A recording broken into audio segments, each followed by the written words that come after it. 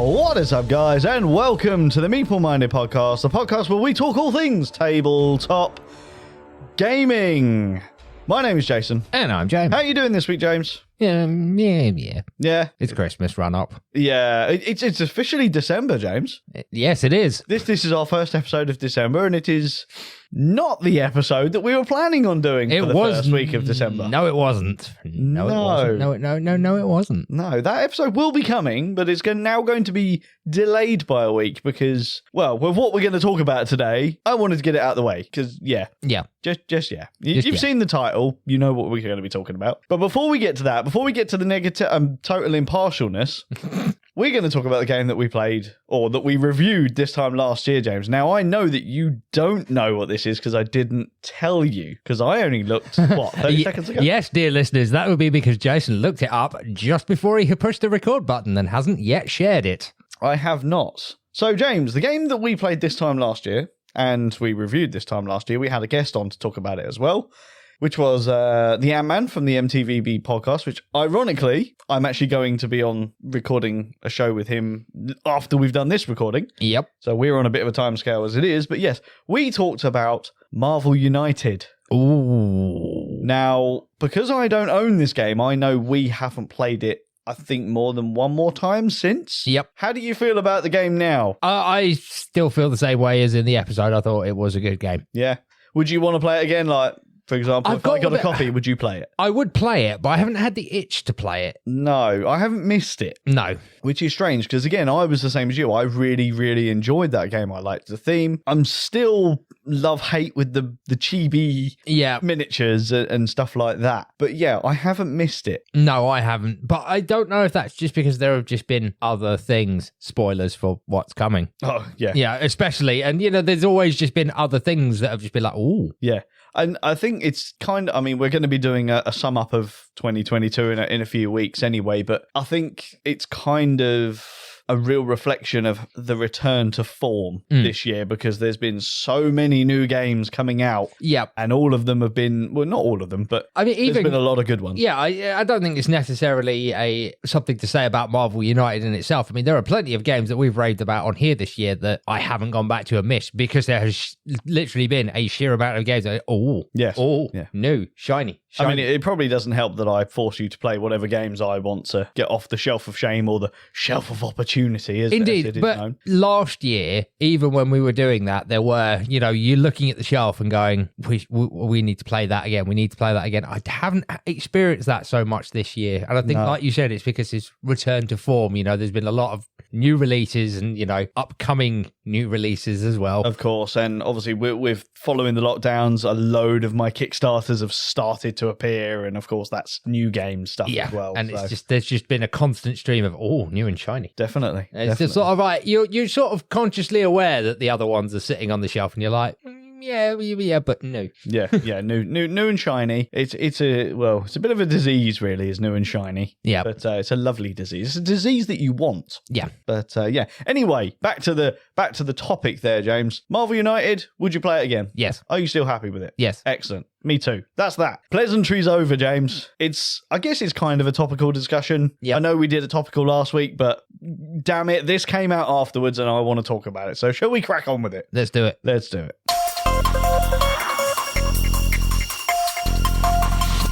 Damn it, that was supposed to be the noise of Satan.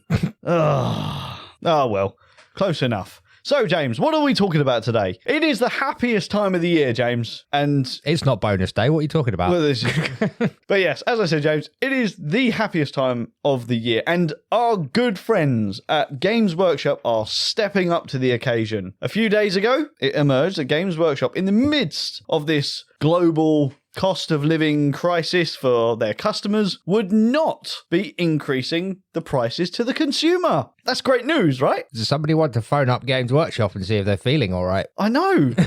I know. I mean, this is a revolutionary move for Games Workshop. And what, pray tell, have they done instead?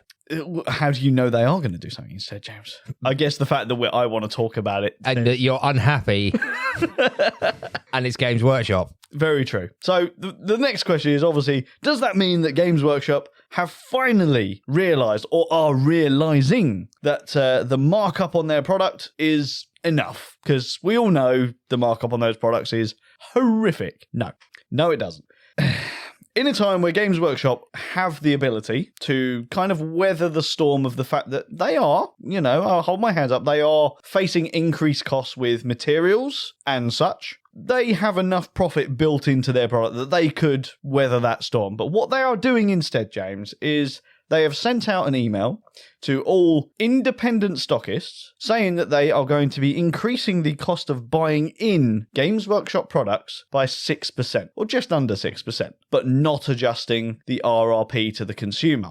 Right. So me and you, as customers, we will not see a price increase on the your recommended retail price. Yeah. But what they've essentially done is pass the ball to those independent stockists to go, you can still sell it at your, say, 20% off of RRP, but you're going to be paying 6% more to buy it in, which means you're losing. Yeah, well, if you were selling it at 20% off RRP, you're now either taking that loss or you're not selling it at 20% RRP, you're selling it at 12% RRP. Yeah, or 14, 12, whatever it be. Yeah, exactly. It's a really snide move in my eyes. It's a really snide move because Games Workshop now are the guiltless party, or because this information is not technically available to the general public. Yeah. This is a disgruntled shop that has openly published this email that has been sent out. Yep. I don't know who. I've just happened to have seen it. I've read some of the stories online. And of course, it's got people a bit angry. Now, people are happy enough that we're not seeing that particular increase ourselves. But the thing is, we will, because, like you said, in this current climate, the independent stockists can't afford to take that hit. So they're going to have to raise the price in line with the buying in cost. Yeah.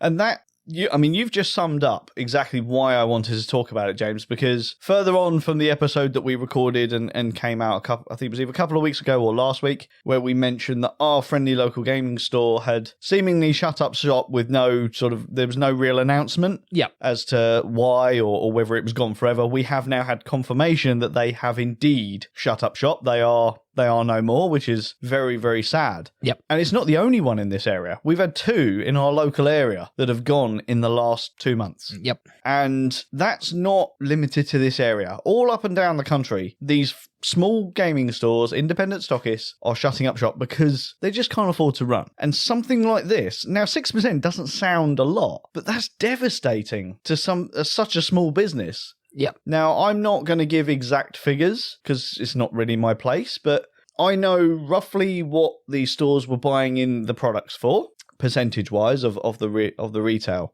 And then obviously what they were selling it for with that discount in order to make the sale. Because if you're going to sell it at retail, most people are just going to go straight to the source where Games Workshop offer exclusives for ordering from them and money off. They give out gift vouchers which can only be redeemed on the Games Workshop store and things like that. So obviously the independent stockists, to tackle that's where they do their discounts. Yep. Now, the profit margin wasn't great. When you're selling at 20% off of RRP, there's very, very little in a percentage markup for an independent stockist. To take a 6% hit on that is harsh. It's bad. Yeah. Almost next to no profit in it at all. And this is across the range by all accounts. Anything plastic or paint. Yep. The markup on paint is pence. Like, literal pence is what they were getting for those. So, yeah, for me, this is devastating. And I had issues with Games Workshop before. I now have very severe issues with Games Workshop because this is a blatant slap in the face to the hobby as a whole. How do you feel about it? Well, yeah, because, most of us, with them turning their stores more into stores rather than hobby centres, most of those independent stores were also where we played. Yeah. They took on that role as hobby centres effectively because for whatever business decision, Games Workshop decided to turn their stores into pretty much hardcore retail outlets. Yeah. You know, game elsewhere. We just want you in here spending your money. Yeah, we want you in here for an introductory game, buy the products here, and then play at home or find yourself another location. Yeah, which is what most of those did. And then they started selling the products to go with it. Yeah. You know, and they, in all honesty, while the Games Workshop employees are good at what they do, which is hooking people into the hobby with their intro games and their painting tutorials and that kind of stuff to get you started, it's really the independent stockists with their gaming spaces that actually feed the hobby. Once you've had that intro game and you actually got some miniatures, you're right, now I've got an army and I want to play properly. Yeah. That are hosting those places. And yeah, to then sort of, they're the ones that are really driving the hobby. So yeah, I would class that as a slap in the face. Yeah, exactly. And I mean, I'm actually going to read out the email that was actually sent out word for word, because trust me, it's not very long. And to be honest, it feels kind of really, really low and sort of like there's no feeling gone into this whatsoever. They know what they're doing. They don't care. So literally, word for word, it is, "Dear customer, we are writing to you in order to give notice of an approximately 5.8% increase in Games Workshop trade prices on select products. Brackets, including all plastic box sets and paints. Close bracket. This will take effect on the 19th of December. Please note that this increase will not have any impact on the RRPs of our products. Kind regards, Games Workshop's trade team." Now, like I said, to me, that seems really heartless. Like, well, there's no justification there. No.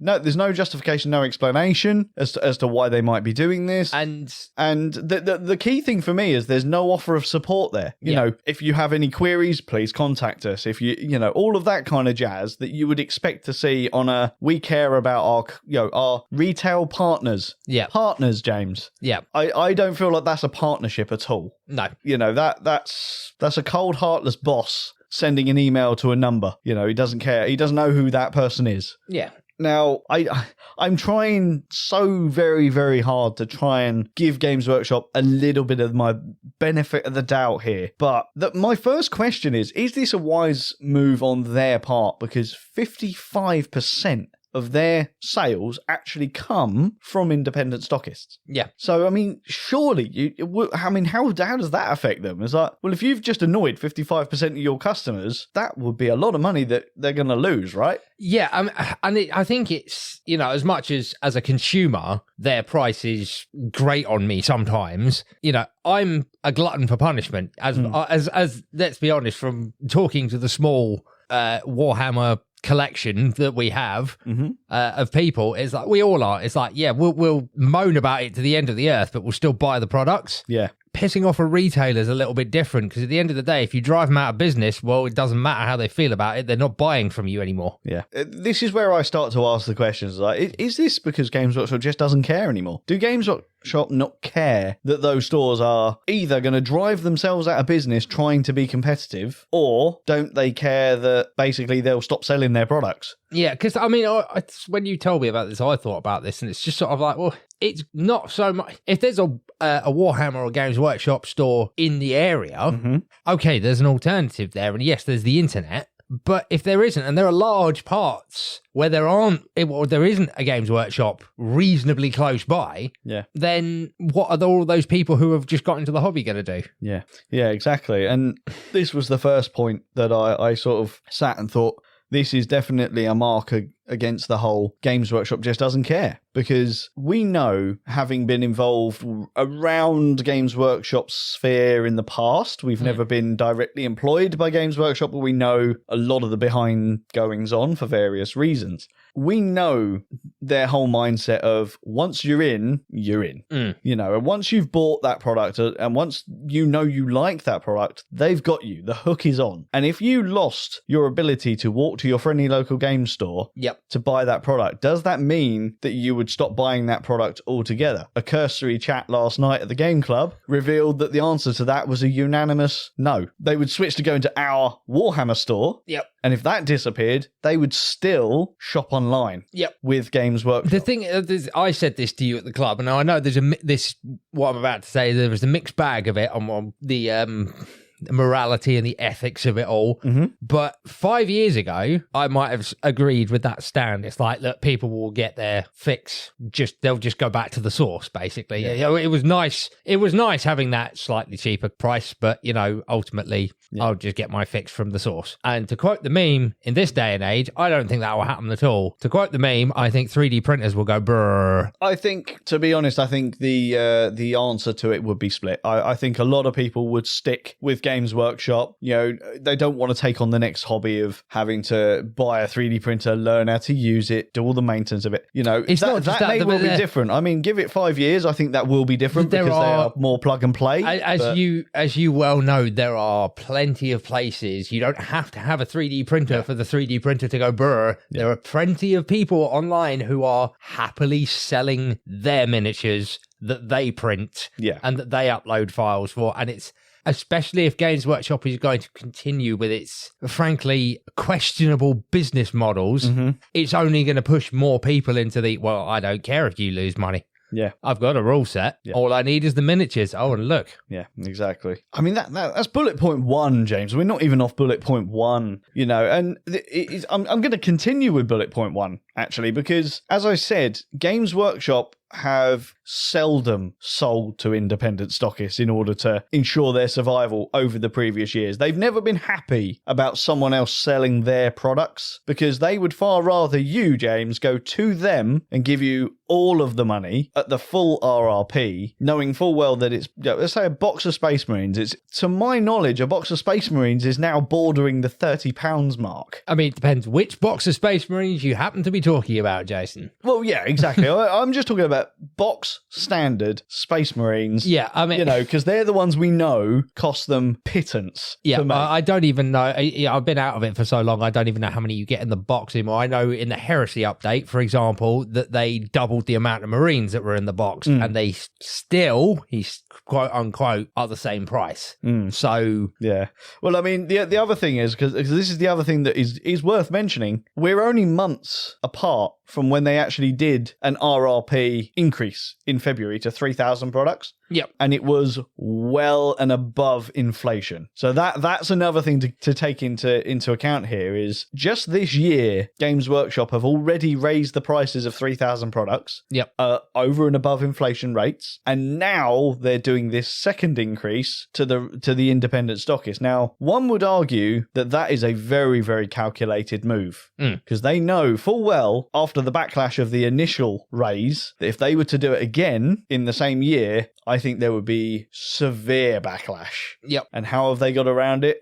Well, we now know. Pass the buck on to the independent retailers so they take all the flack. Or so they thought. Yeah, exactly. So be interesting to see, because I think a lot more will come out of this over the next few weeks, because obviously it's a couple of weeks until that particular date hits, but before Christmas as well. Yeah, busiest time of the year when ideally independent stockists need to be raking in as much as they possibly can. I mean, the only obviously, like you said earlier, it wasn't meant to be public knowledge. The only thing I can think of is that now that email has been shared by an anonymous person, it might see a boost for the independents. So, because everyone who was thinking of buying something from them for say, Christmas is now going, well, now I know when the price is going up. Yeah, exactly. So, I mean, that may well act as a mini boost. But I guess time will tell on that one. But I think what we're getting at here, Jason, though, is to coin a phrase, it's a dick move. Yes, it really is. I'm not going to go crazy with how I feel about it, but I'm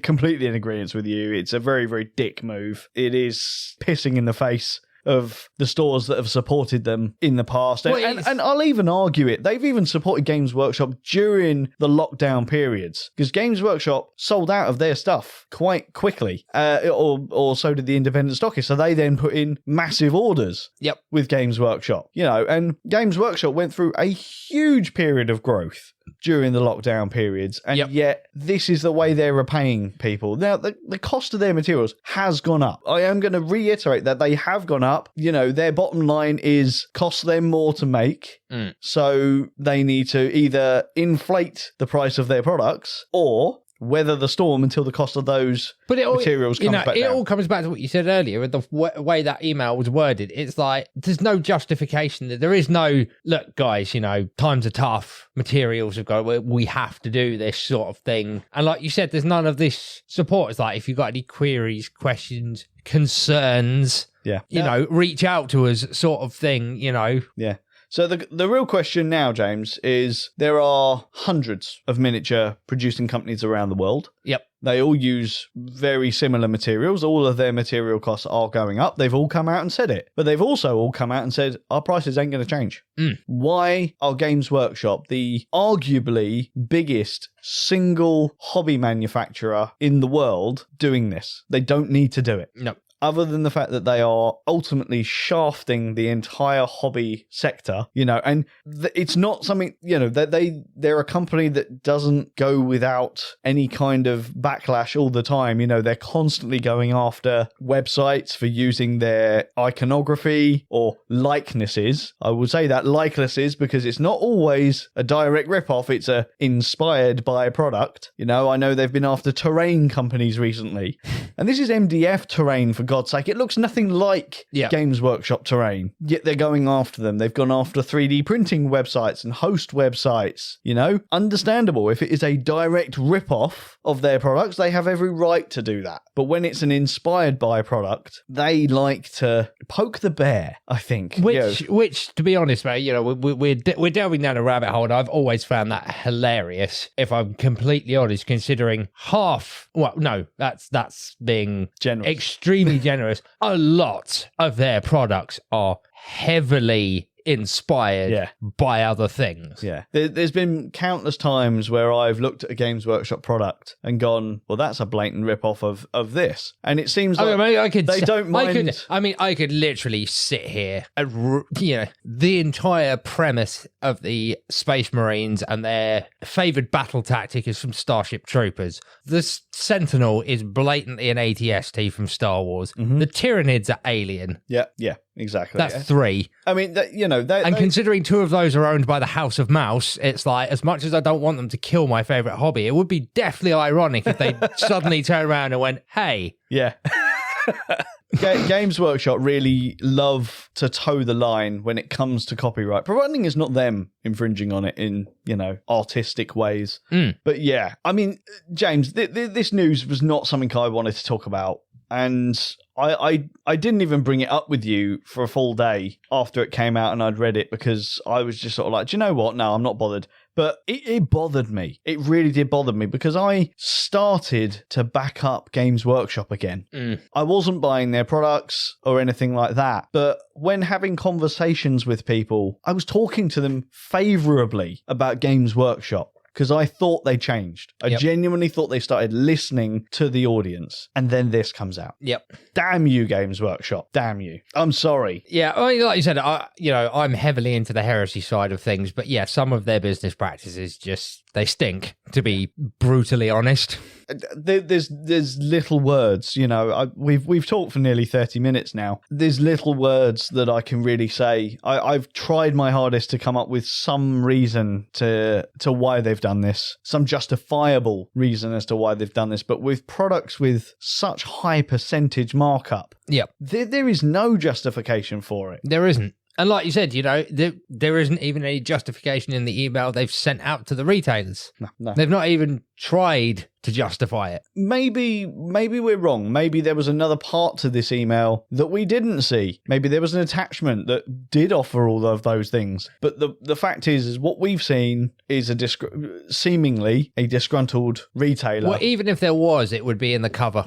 Which is, in which case the bit that we've seen is the covering letter, and there would be see attachment for more details. Yeah, exactly. For more information, blah, blah, blah. Yeah, exactly. And it's one thing we haven't really covered as well in this is because this is a particular target at the independents. Independents don't just sell Games Workshop products. No. So if you're squeezing the independents, which is putting more pressure on them and might cause them to close, you're actually overstepping into other people's hobby spaces and that is put at risk. And that's why I really think this is a dick move. Yeah, exactly. And as I said, doesn't really affect me personally. I don't buy Games Workshop products. However, going after an independent stockist means you're attacking role-play games, you're attacking board games, you're attacking card games. Yep. If it's like our local store, you're attacking comic books, for God's sake. And you have a comic book. You know, you're attacking everything about the geek and nerd hobby. Yeah, because you're putting the stores at risk. Yeah. Ultimately, at this point, I sort of want to say to independent stockists, yeah, ditch them. Ditch them like the plague. But then that's giving Games Workshop exactly what they want. So it's what is the answer here? I genuinely don't know what the answer is. Because I can say, yeah, everyone refused to buy Games Workshop products. Okay, well, that still affects your independent stockist. Tell them to get rid of Games Workshop products. Well, that's giving Games Workshop exactly what they want. What do you do? You know, you've got a couple of people out there that maybe like us, they're a bit vocal about these things. I don't know where this goes from here. I'm very interested to see. But doing the little bit of research that I managed to do today before we went live as well, this seems to be limited to the UK, this particular increase. However, James, the Americans haven't escaped the wrath of Games Workshop. I don't think it's quite as bad, but for example, in the States, the minimum order to order online has been raised, I believe. I'm not sure the exact specifics, but I believe it's something like from $35, you now have to spend $60. And then their postage fees have also gone up. So the question is, if Games Workshop got exactly what they wanted in the UK, would that be something that you reckon would follow here in order to increase their bottom line? See, it's always a bit more difficult when you talk about other territories because, for instance, obviously postage, I can imagine that postage is a bit problematic in the US. It is a vast country. Yes. Yeah. I don't know. I can't remember off the top of my hand. Do they have their own factory over there? From what I remember, they have a single factory over there, yeah. But I'm not 100% on that. That could be just me remembering poorly. Yeah, I don't, because there are certain places in the world where, yes, it ships from Nottingham like it does in the UK. I believe the US has its own manufacturing. Yeah, if memory serves correctly, the US has its own, which deals with USA and Canada, but then Nottingham deals with the rest of the world, which is why places like, I mean, God forbid, the poor people in Australia, you know, where it's nearly triple the cost of what it is. I have no idea how anyone in Australia affords that hobby. No, not at all. You know, and they've always had my sympathy. Yeah, it is. For that. I mean, there's a couple. I remember watching a couple of the Australian YouTubers talking about it and just being like, I mean, I thought it was an expensive hobby. Here, that's eye-watering. How? Yeah. I did watch a couple of videos recently, actually, about going back to the Space Marines and the cost of Space Marines. I don't know how this translates to the UK, but I was seeing them talk about a box of Space Marines in the States is currently $60. Yeah. So is that a direct correlation to the UK? Okay, so we just took a little bit of a break, didn't we, James, before we answered that question, and I booted up Games Workshop US on my phone. I've got the Tactical Squad sat in front of me, and you booted up the UK version with a Tactical Squad. So how much was the Tactical Squad in the UK? £32.50. £32.50, and that's for a 10-man Tactical Squad? A 10-man Tactical Squad. The old school Warhammer 40,000 Tactical Squad. Yeah. So for me, the US equivalent is exactly $55. Yep. Now, the current conversion rate, James. Yep. How much is $55 in UK pounds sterling? Okay, rounded up, it's effectively £46. £46. So for the same squad, they're paying £46 to our £32.50. Yep. Now, if we're wrong in saying that they've got a production facility in the United States, that might be semi-acceptable, I guess, for import charges, delivery from the UK to the United States. Yeah. Maybe. That's not what this episode is about, but if that is the case... Yeah, I mean, it is a markup. I will also turn around and say you also have to take into account different taxation policies in the US and let's put it under the broad umbrella of government stuff. Yeah. Well, I mean, that's the other thing. I only looked at the cost on the website. Yeah. From what I remember of going to the States many, many years ago, you never see the cost of the tax on that until you get to the checkout. I don't know how that works online. Because that's usually because the taxes vary from state to state. Yeah. So I've never quite understood why the tax isn't built into the price ticket in the shop, but I do understand. I guess it's because the adverts can't be, because otherwise to run a national ad campaign in the US, you would have to have a different advert for each of the states, because each state has a different level of sales tax. Yeah. Some don't have any sales tax. Yeah. It's just part and parcel of the way the US operates, whereas our taxes are built into the price ticket because we're one territory. So the tax is the same wherever you go. Now, this is a question for any of the American listeners out there, because I genuinely am totally oblivious to whether this is the case. I'm assuming, obviously, you do have independent stockists there in the States.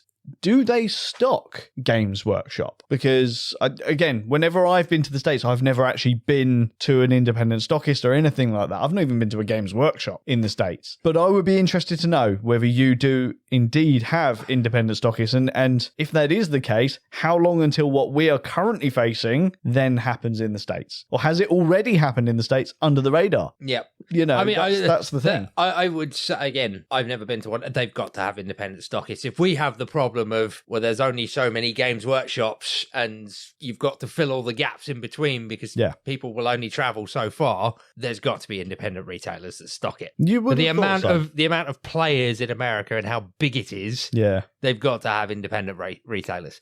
Yeah, you would think so. I think they're even more sparsely spread in the US. They're basically in a few of the major cities, and then it'd be interesting. I'd like to know that. So, American listeners, there's a lot of you. Let us know. But James, you got any other closing comments you want to make about this? Because I'm all out of words. I'm all out of love. I think I've said everything that, without this devolving into a real rant. Yeah. I'd like to say I've said everything. I haven't. I have bit my tongue quite a bit, because this would have been a very, very different episode if I'd said exactly what I was thinking. But yeah, I long for a day to go back to Games Workshop where I would deem them as in their heyday, where they were a hobby company. They cared about the hobby. They cared about the hobbyist. Yep. They still made money, and they made good money, but it was all about the hobby. I was like, here's a character, go kitbash it, Even if they'd released a model for that character, it's like, here's an actual model, this is exactly what it looks like. But if you want to kitbash it, we'd love to see that. Yep. I mean, we've said this multiple times. I still have my old battered 3rd edition 40k rulebook where the middle section was how to scratch build your own terrain. Yeah. You wouldn't see that now. I have exactly the same. I've got a terrain book from Warhammer that tells you how to make what we now know as Paw Hammer. Yep. Cheap terrain out of whatever you've got lying around the house. It was all about the hobby. Yep. And it's a sad day that that's not the case anymore. Yeah, but I think it can be summed up by the fact that, it was a company that was founded by hobbyists, and then the business people took over. Yeah. Very, very sad day. Got to squeeze every penny out of it, and, well, as long as we get rich, then who cares? Yeah. The question now is, this is obviously as a modification to the business plan after their huge success that they had throughout the lockdowns. Yep. In order to try and keep that profit. What happens next? Once all this is done and it either works or fails, what do they do next to maintain that? Yep. They've got to maintain it to keep the shareholders happy.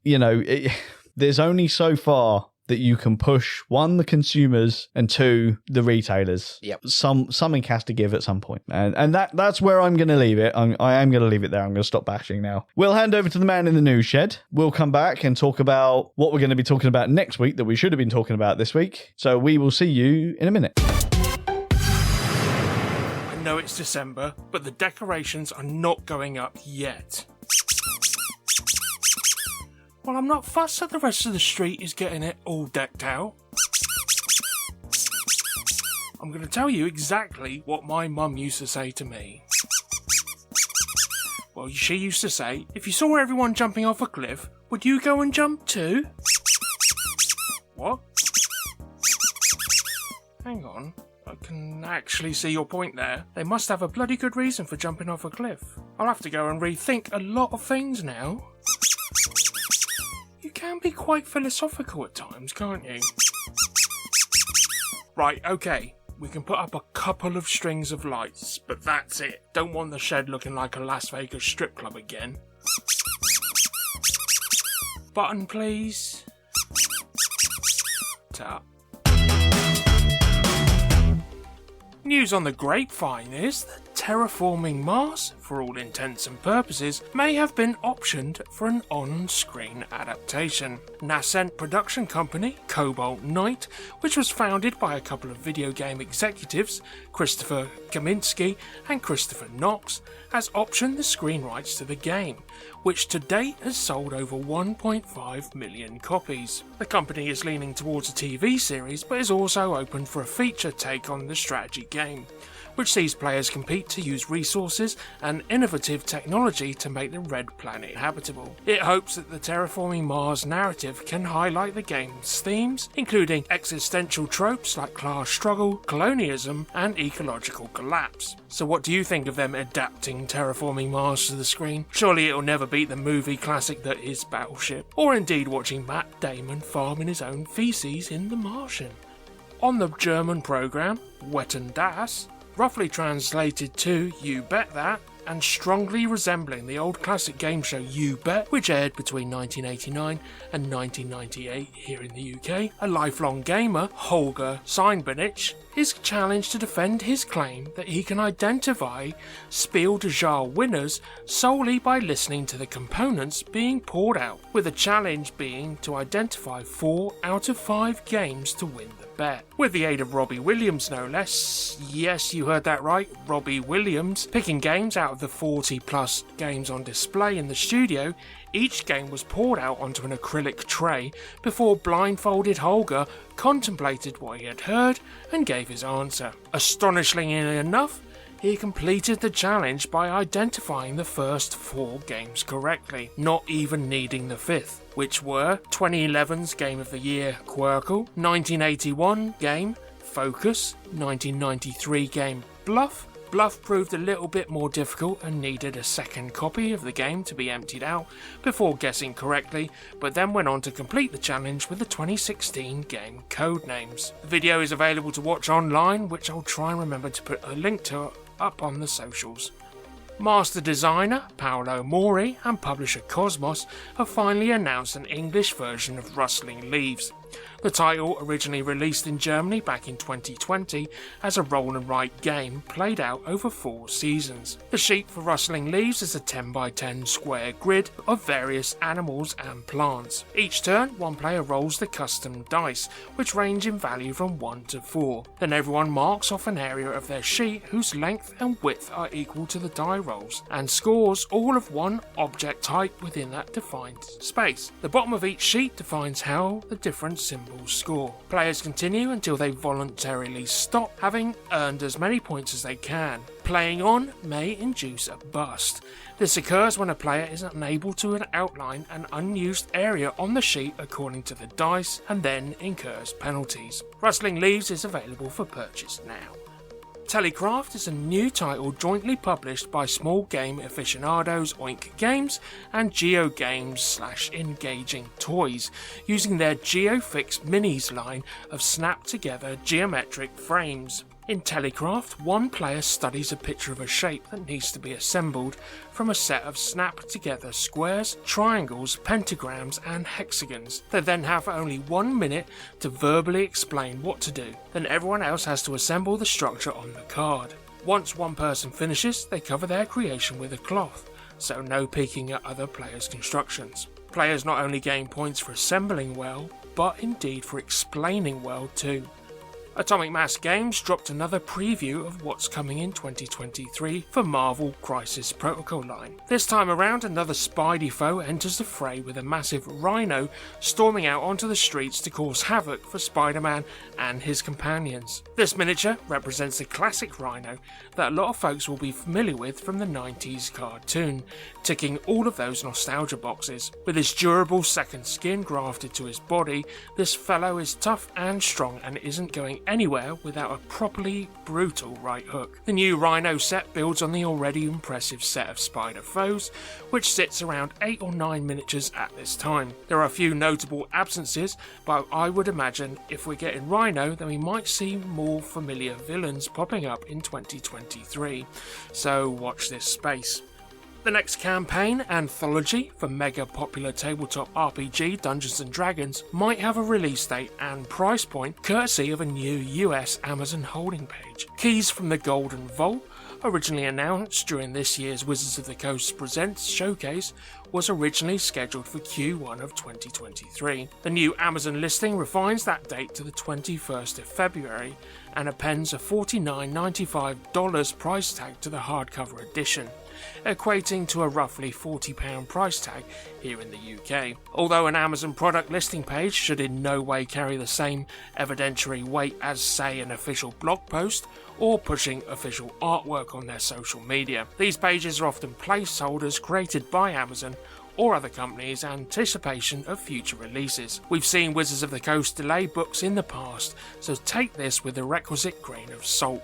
But sticking with the Wizards of the Coast and D&D, they have committed to no longer using the word race in any of its future material. This begins with the most recent playtest document for 1D&D, the codename for the popular tabletop RPG's future version. A blog post on the D&D Beyond website claims that the change will help foster an inviting space for everyone, as publishers Wizards of the Coast prepares for a new trio of cool rulebooks slated to be released in 2024. While the announcement comes bundled with new playtest material regarding the cleric class, the blog post makes it clear the definitional shift is not up for debate. Dungeons & Dragons states that it does not intend to return to using race in any of its published material. We understand race is a problematic term that has prejudiced links between real-world people and the fantasy peoples of D&D worlds, the post reads. The usage of the term across D&D and other popular IP has evolved over time. Now it's time for the next evolution.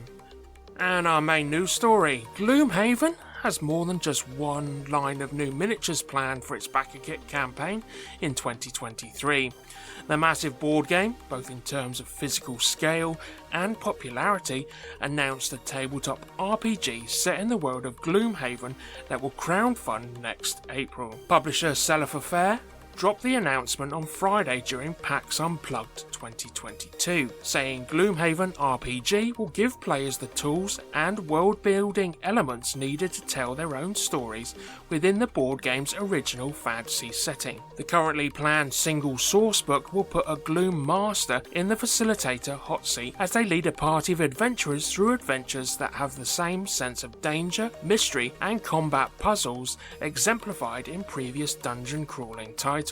Combat will continue using Gloomhaven's signature card-based system, but creator Isaac Childress mentioned that the addition of a third option that lets you perform great feats out of combat, but also opens up a new dimension in combat, letting you swing from chandeliers, kick through walls, or even convince the bad guys to stop fighting. Players will also be able to create a character using any of the classes and ancestries introduced through Gloomhaven and the upcoming sequel Frosthaven. Cephalofair didn't mention any restrictions, roll an Inox Mine Thief, or a Vermling Brute if the mood strikes you. The RPG will reportedly be cross-compatible with all the previous board games, and Cephalofair COO Price Johnson said that the team wants those boxes to function as a sort of Gloom Master toolkit to be able to craft your own adventures. The team also hopes to craft it as a solid entry point for those curious about a series that has dominated tabletop conversations since its initial release back in 2019. Author and game designer B.J. Hensley will serve as creative director for the project. Before joining Cephalofair earlier this year as a director of art and graphic design, Hensley was the founder of Playground Adventures and vice president of Lone Wolf Development, which creates and maintains digital tools for tabletop RPG campaign management. The Gloomhaven RPG hit the PAX Unplugged 2022 stage immediately following the announcement for a live play demo that included Tanya DePass, Jerry Holkins, Danny Quark, Monica Paprocki, Alexander TJ Theo Harris, and Childress.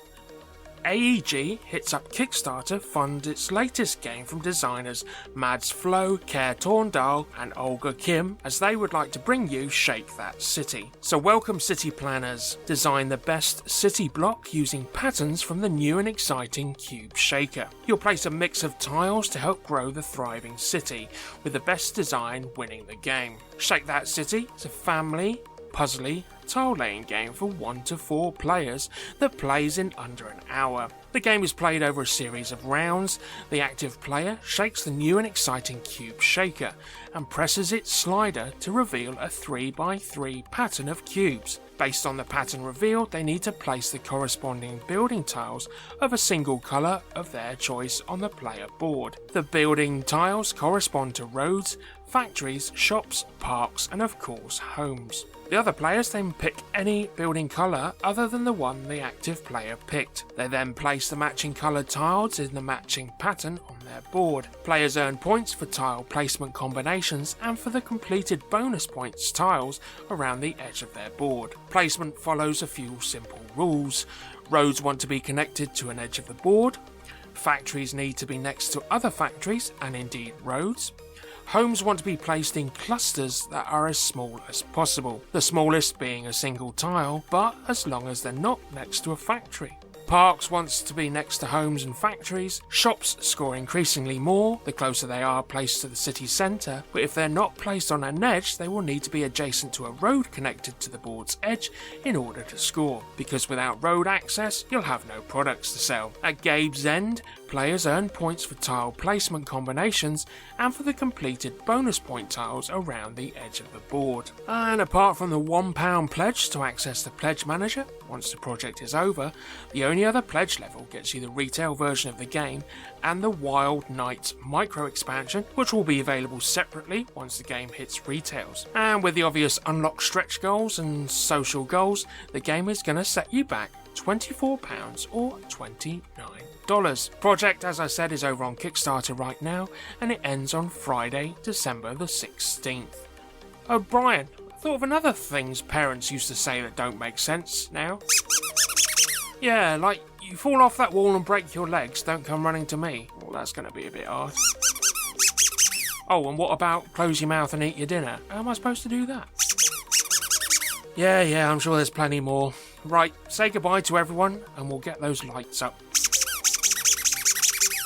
And it's a goodbye from me. Keep safe, Meeples. Keep those dice rolling, cards shuffling, and we'll be right here for you next week.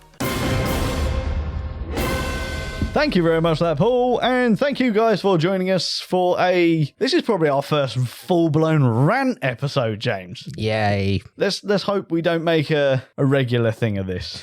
I don't want to do this regularly. No. I like ranting, but I try to keep this as happy as possible, but this got my back up. Yep. Bad. Anyway, happy times, James. Happy times. It's December. It's nearly Christmas. It's nearly time for our break. Yay. Nearly time for a couple of weeks holiday for us. Say holiday, we're not going anywhere. We'll probably still play games. We'll probably still meet up on a Tuesday and probably sit here and have a conversation about games, but just without these electronic recording thingamajiggies. Well, if we were smart, we'd switch them on anyway because, you get a couple of episodes in the back. You know as well as I do, we're not that smart. It's true. I mean, hell, it took us years for me and Ian to do it, and we were doing it with everyone going, you should do this, you should do this. No, yeah, we probably should, but we're not going to.